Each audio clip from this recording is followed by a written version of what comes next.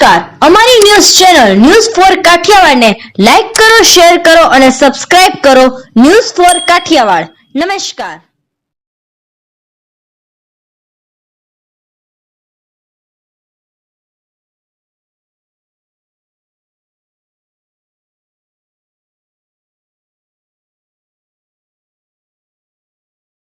જૂનાગઢ કલેક્ટરશ્રીને આજે જૂનાગઢ કોળી સમાજ દ્વારા એક આવેદનપત્ર આપવામાં આવ્યું હતું. ઋષિ ભારતી બાપુને યોગ્ય ન્યાય આપવા બાબતે જૂનાગઢ કોળી સમાજ દ્વારા આજે એક આવેદનપત્ર આપવામાં આવ્યું હતું.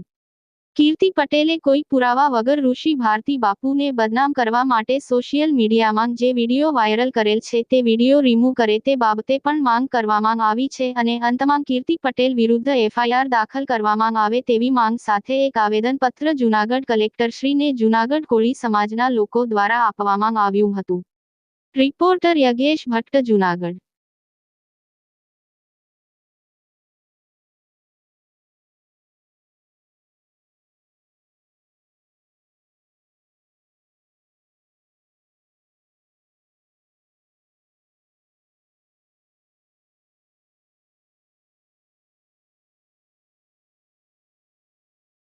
રામદેવભાઈ, જૂનાગઢ જિલ્લા માંધાતા ગ્રુપ પ્રમુખ છું.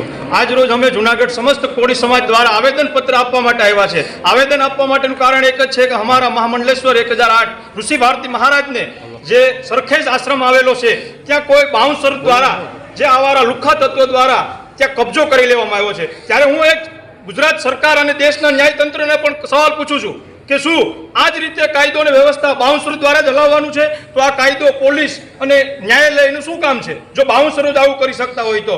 આ મામલે એવા 2-3 લુખ્ખા તત્વો જે સોશિયલ મીડિયાની અંદર ખૂબ પ્રગતિ કરે છે અને હજી પણ કોળી સમાજને બદનામ કરી અને સોશિયલ મીડિયામાં પ્રગતિ કરે એવા 2-3 લુખ્ખા તત્વોને ત્યાં રાખી અને સોશિયલ મીડિયાની અંદર ખૂબ અમારા બાપુના વિરુદ્ધમાં અને અમારા કોળી સમાજનો શબ્દોનો ઉપયોગ કરી અને ખોટી રીતે અમને બદનામ કરેલ છે.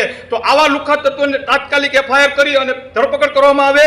અને અમે ગાંધી સિંધિયા માર્ગે આજે જૂનાગઢ કલેક્ટર સાહેબને આવેદનપત્ર આપ્યું છે. આવતા સમયની અંદર અમે ગુજરાત લેવલે આખા ગુજરાતના જિલ્લાએ આવેદનપત્ર આજે આપવામાં આવ્યા છે અને આવતા સમયમાં હજી આનો નિકાલ નહીં આવે તો આવતા સમયમાં ટૂંક જ સમયમાં અમે ગુજરાત લેવલે કોળી અને ઠાકોર સમાજ 3 કરોડની વસ્તી ધરાવીએ છીએ એ ગુજરાત લેવલે અમદાવાદ મોટામાં મોટી મીટિંગ કરશું અને પછી કાયદો અને વ્યવસ્થાનો જો ભંગ થશે તો એ ગુજરાત સરકાર અને કાયદો અને વ્યવસ્થા એની જવાબદારી લે છે. કારણ કે વારે વારે કોળી સમાજ આ શબ્દ સાંભળવા માટે મતલબ ટેવાયેલો નથી. થોડા દિવસો પહેલા જ એક સ્ટેજ ઉપરથી એક કથાકારે પણ કોળી સમાજ વિશે અપશબ્દ બોલેલા છે. એટલે શું આ કોળી સમાજ નમાલો છે? નહીં ભાઈ, અમે માનધાતા અને વેલનાથના સંતાન છે. અમને રામના પણ અમે વંચક છે. અમને સીધા રસ્તે પણ હાલતા આવડે અને આડા રસ્તે પણ હાલતા આવડે. એટલે હું કાયદા અને વ્યવસ્થા અને ન્યાયતંત્રને હજી અપીલ કરું છું કે આનો તત્કાલ નિકાલ કરે અને આવા 2-3 લુખ્ખા તત્વો ત્યાં રાખ્યા છે, સોશિયલ મીડિયાની અંદર પ્રગતિ કરે છે, એમને તાત્કાલિક ધરપકડ કરે અને આને ધરપકડ કરી અને જે કાયદો અને વ્યવસ્થા કાયદેસરની થાય કરવી જોઈએ. નહીં કરે તો અમે આવતા સમયમાં આનાથી પણ વધારે સમસ્ત કોળી સમાજ અને ઠાકોર સમાજ સાથે મળી અને આંદોલન કરશું. એનો આ મીડિયાના માધ્યમથી અને સોશિયલ મીડિયા અને પ્રેસ મીડિયા અને ઇલેક્ટ્રિક મીડિયાના માધ્યમથી અમે જાહેરાત કરીએ છીએ કે આવતા સમયમાં આનાથી પણ વધારે ઉગ્ર આંદોલન કરશું જો આનો નિર્ણય નહીં આવે તો.